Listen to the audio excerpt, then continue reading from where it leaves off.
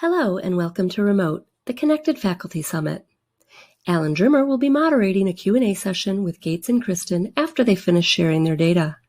Should you have technical issues at any time, please refresh your browser and submit your question into the Questions tab if it is not resolved.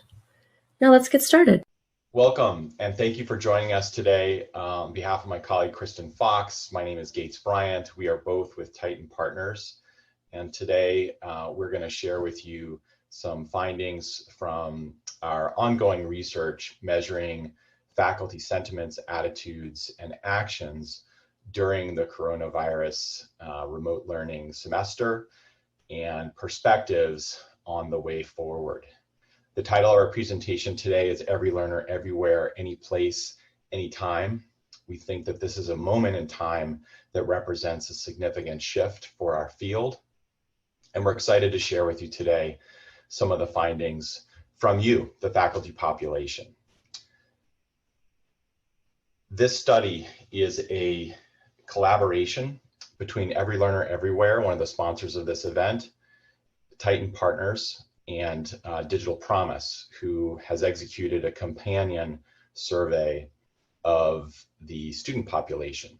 Every Learner Everywhere is a network of 13 organizations that is focused on helping institutions make use of digital learning tools, innovative teaching practices, and with the ultimate goal of improving student outcomes, especially for students of color, low income, and first generation status. This diverse group of organizations has been working across the last 3 years to develop this network, and we are in active engagement with institutions providing technical assistance, and many resources are available for you to consume and take advantage of at Every Learner Everywhere's website. Tyton Partners is a participant and partner and one of the founding members of the Every Learner Everywhere network. We are an advisory firm exclusively focused on the market of education. Kristen and I are senior members of the team of the strategy consulting practice of our firm. And in higher education, we work across institutions, companies, foundations, and investors to help them navigate the change that higher education is going through and to help senior leaders make impactful and fact-based decisions. Tyton Partners, as an advisory firm, is really a student of the market. We bring a market orientation to our work, and today's presentation is one example of the ways in which we listen to the field and try to report back the insights that we're finding for the benefit of student success. So with that, I'll jump in and give a quick overview of our May administration of this survey. We're calling this series the Time for Class COVID-19 edition. We heard in May from over 4,000 faculty from 1,500 unique institutions expressing their experiences, concerns, and opportunity for evolving their practice in the coming academic year.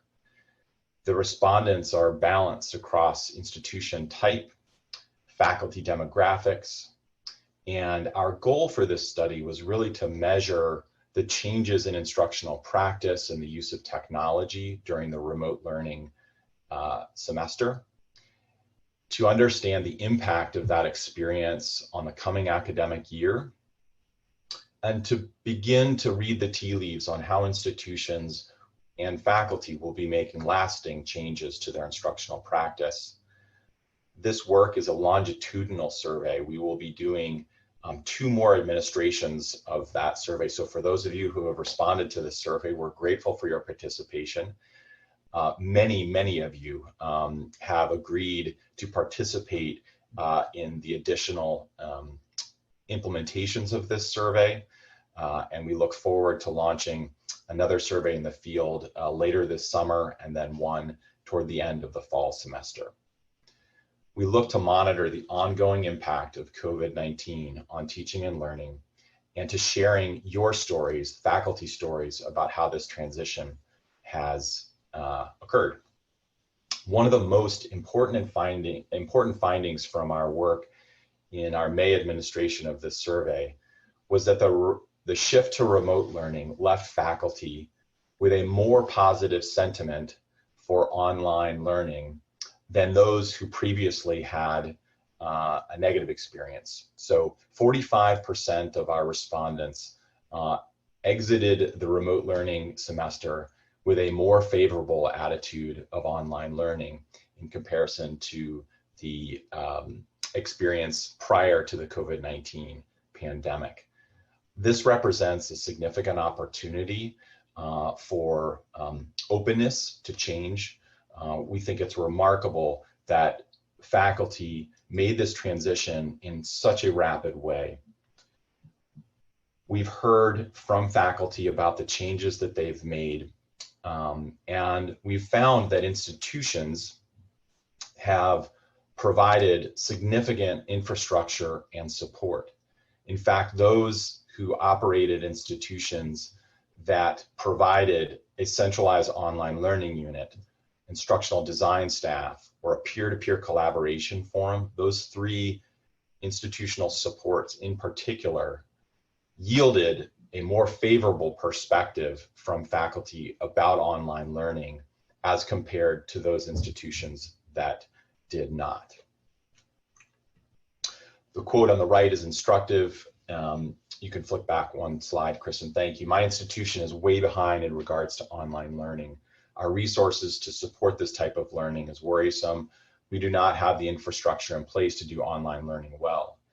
We think that the sentiments expressed by the faculty in this survey really catalyze a call for institutions to continue to build their digital learning infrastructure for supporting faculty in this new era. That involves supporting faculty for the use of technology across all forms of modality, face-to-face, hybrid, online, and we'll talk in a little bit about new ways in which modalities are being explored. We think the pandemic response and the current economic environment create a mandate to develop flexible modalities that meet student, faculty, and institution needs. Prior to COVID-19, institutions may have placed themselves in one of several different models from a learning modality perspective. A traditional face-to-face institution with limited or no use of digital tools across primarily face-to-face environment. Lots of institutions in Model A. A lot of institutions have begun to experiment with digital learning tools through offering digital learning tools embedded in face-to-face courses to promote a hybrid modality. Many institutions offer single course online enrollment. That's Model B. Model C, lots of institutions fall into this category, where they've adopted online programs in whole and really supported by a separate and distinct online learning unit. Models A, B, and C represent the pre-COVID world, and most institutions fall into one of these three categories. A minority of institutions fall into category D, where their face-to-face classes are being powered by digital learning in particular. They're adopting course redesign efforts, the implementation of evidence-based teaching practices supported by courseware and other supplemental digital tools to ensure that students are learning in an active way and are engaged in their learning. That's the environment before COVID-19. What we find is that in response to COVID-19, institutions in models A, B, C rapidly transitioned to Model E. And while there are elements of Model E, the remote learning experience, that we think were grounded in best practice, there were a lot of elements that were brand new for lots of faculty and most importantly, a lot of students who are not prepared to undertake learning in this modality. We think that the experience of remote teaching, Model E, is giving birth to a new form of modality, one that is highly flexible in nature. We think there is interest and promise in this modality, but there are cautions as well.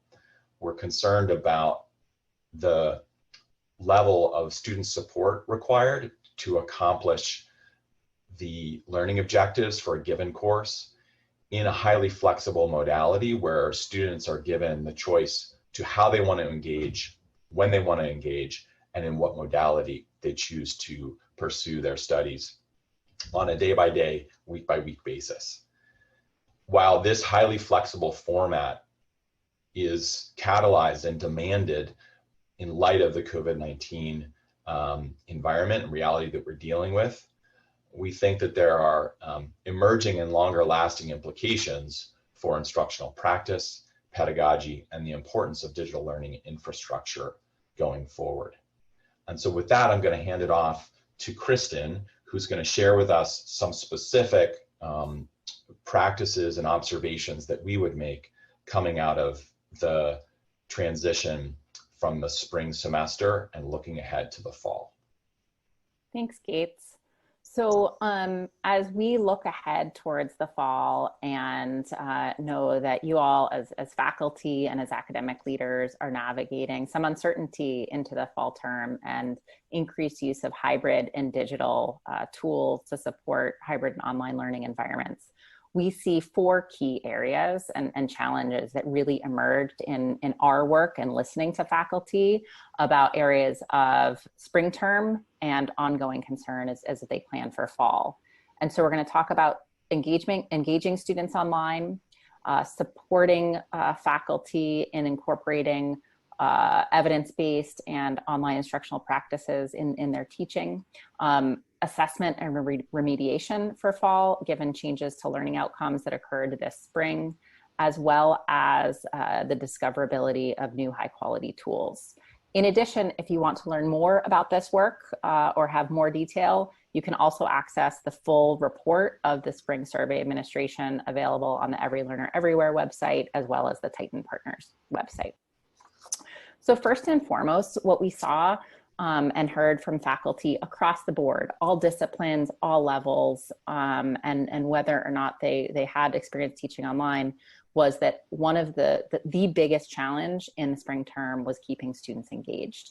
And that is defined as engaging them and to own their learning, engaging them in the learning process.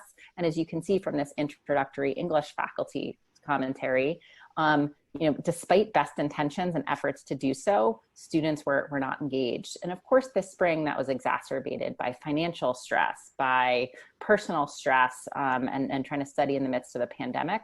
It was also exacerbated by the fact that students were not prepared to or had not been offered preparation to learn online because that was not the plan, as well as the fact that faculty were engaging in some of these practices for the first time. As we look forward, most importantly, almost 3/4 or 74% of faculty say increasing student engagement in their class is a priority for a fall term where they anticipate providing at least some instruction remotely.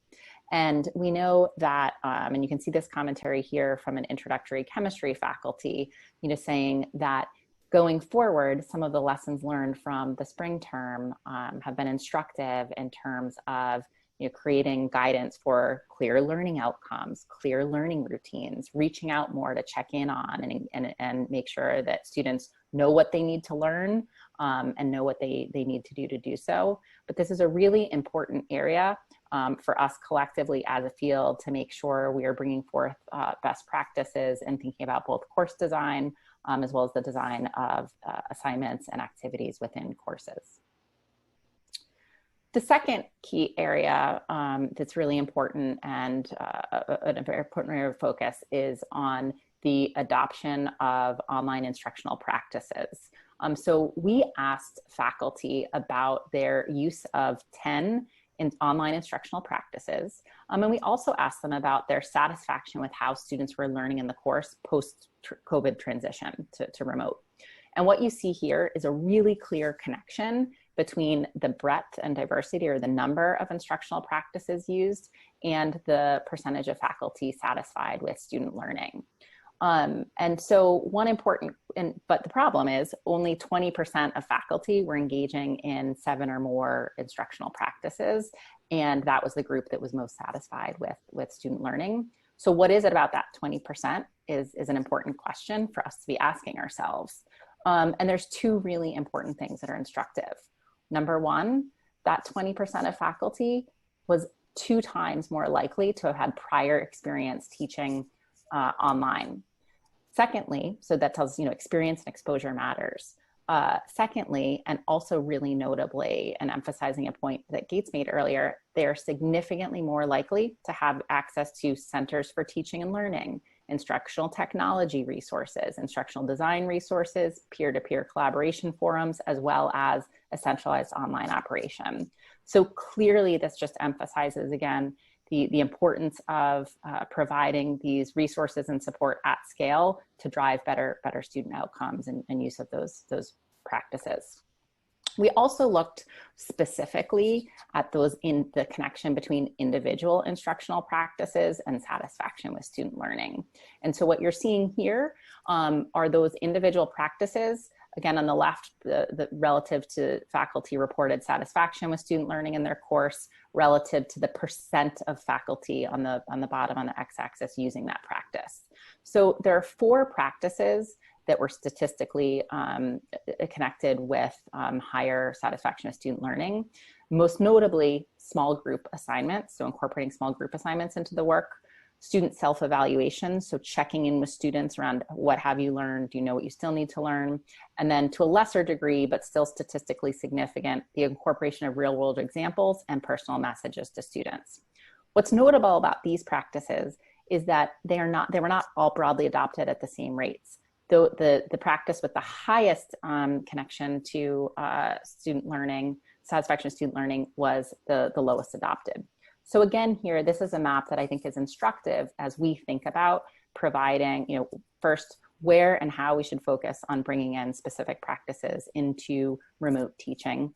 And then secondly, how we collectively as a field support faculty across these areas. And again, why is this important? Well, this is an area, this adjustment of instructional practice that was second to engaging students in terms of its challenge presented to faculty. So a third of faculty in the spring said adjusting my instructional practice to teach online was a challenge, but that was twice the rate for faculty who were teaching online for the first time. And so you can see, faculty, as you can see in these quotes here, were overwhelmed with that transition. And as we look towards the fall and what faculty, and you all told us are your priorities, it's building a course that can transition between these environments and is flexible, and redesigning around online delivery. And again, there were some really thoughtful learnings that faculty took from the spring term and are bringing forward to the fall around how to organize courses, et cetera. And this again is an area of important focus. Thirdly, and really importantly, this area of assessing student learning and providing remediation, we think is really important as we move forward with planning for the fall. So one of the things that we evaluated is the extent to which faculty adjusted learning outcomes and grading policies. And so what you can see here is that just over 50% of faculty changed learning outcomes. While only just under 10% of those were reported a significant change, we're still talking about change to learning outcomes that has the potential to impact student learning moving forward. In addition, almost 3/4 moved to a form of pass-fail grading. So 71% moved to pass-fail grading of some form.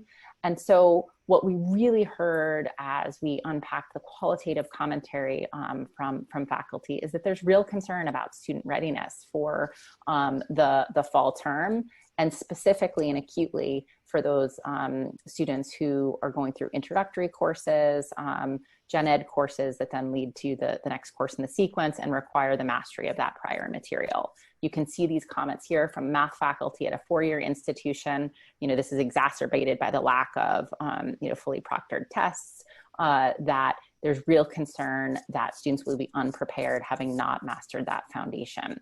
We acutely heard this as well in STEM and introductory STEM and courses that incorporated a lab, that that was where we saw even more of a change in learning outcomes and more of a move from application to theory, that this will have a lasting impact on students, and real concern that the impact will be disproportionately on low-income students and students of color. So this is an area, of course, that is important as we design and think about how we're building in assessments to teaching in the fall term, so in student learning, but also really important that there is more of a collective institution-wide support services available to students as well, because as we know, this is going to require support from advising, tutoring, et cetera, and as well as individual faculty.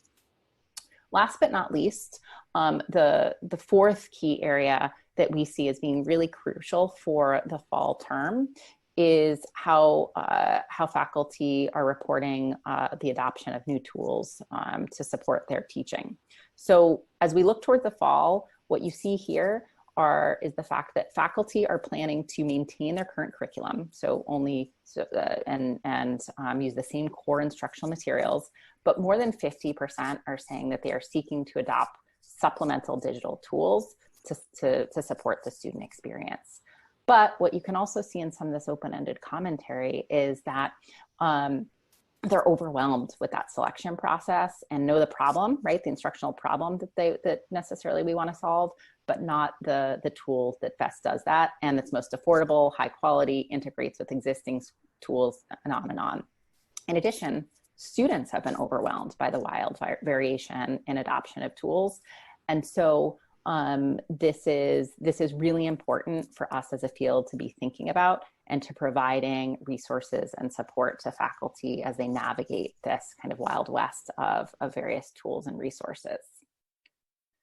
So in summary, as we think about these 4 challenge areas, what does it look like to plan for instruction in this highly flexible environment where instruction may be delivered to every learner, everywhere, every time?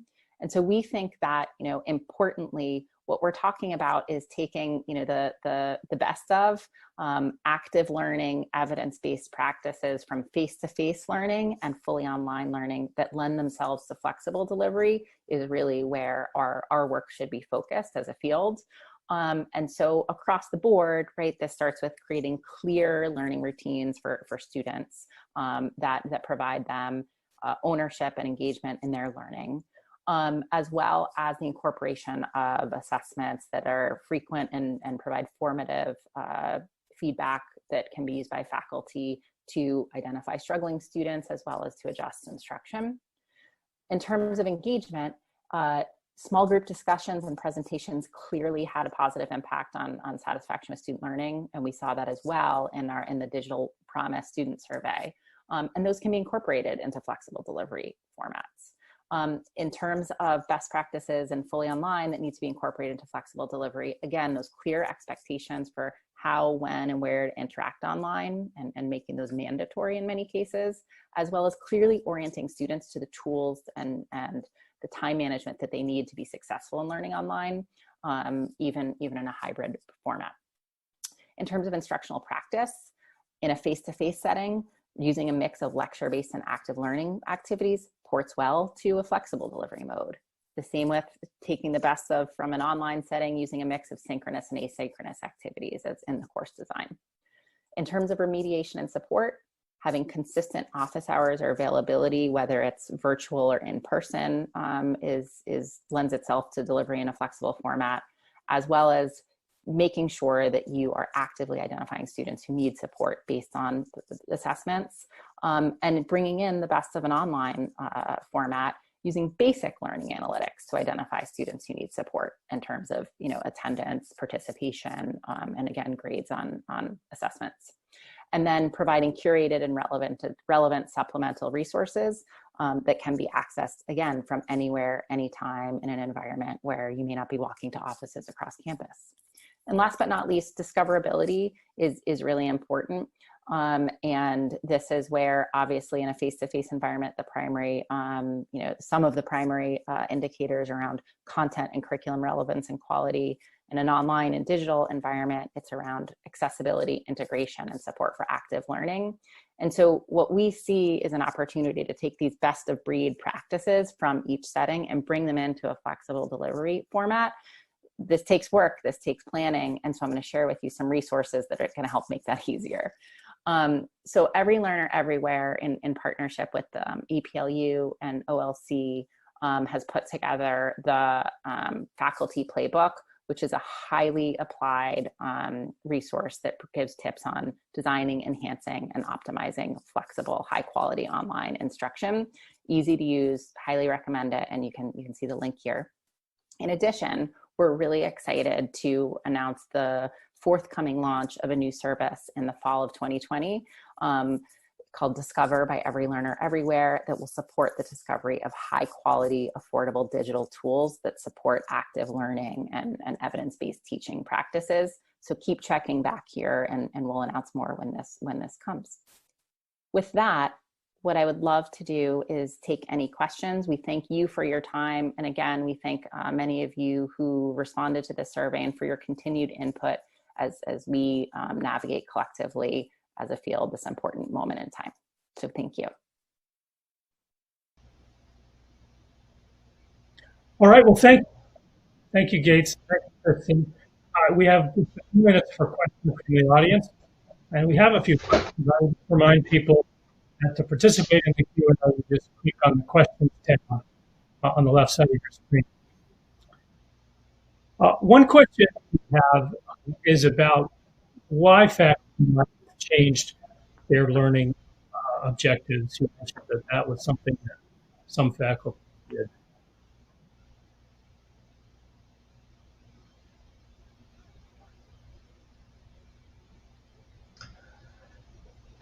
Kristen, I think you might be muted. Can you guys hear me okay? Yes. Yes. Great. So there were a variety of reasons. One of the places that we saw the highest rates of change around learning outcomes was in lab-based courses. So some courses with a lab component or implied component, where the learning objectives had to be changed from more applied to more theory-based. In addition, there were changes that came from the fact that students, so the types of assignments had to be changed, as well as the number of assignments to accommodate, the stress and strain that students were under. So there were a variety of reasons that faculty pointed to. Thank you. We also have questions about academic integrity. Did your findings address any issues with academic integrity?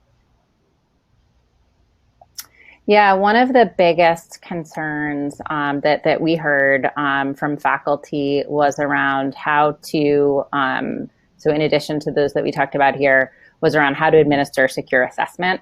And so we saw a bit of an uptick in the adoption of third-party assessment tools and proctoring and assessment tools, as well as just concern over academic integrity over this period of time, and creative ways to solve for that over the COVID period. One of the things that we're seeing, though, is, again, planning moving forward. And there's actually some really great resources on the Every Learner Everywhere site around assessment and grading that provide some helpful tips that I would recommend that you take a look at.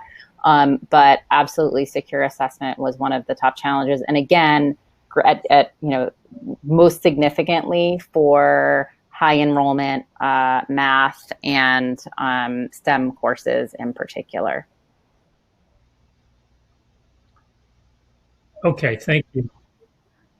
I see we're really out of time here. I would just point out that handouts are available on the tab as well. There are a couple of questions in the chat, and so people can find the presentation there. Gates and Kristen, thank you so much. It's been very wonderful and interesting, and we appreciate the work. Thank you. Great. Thank you, Alan. Great. Thanks, everyone. Thanks, Alan.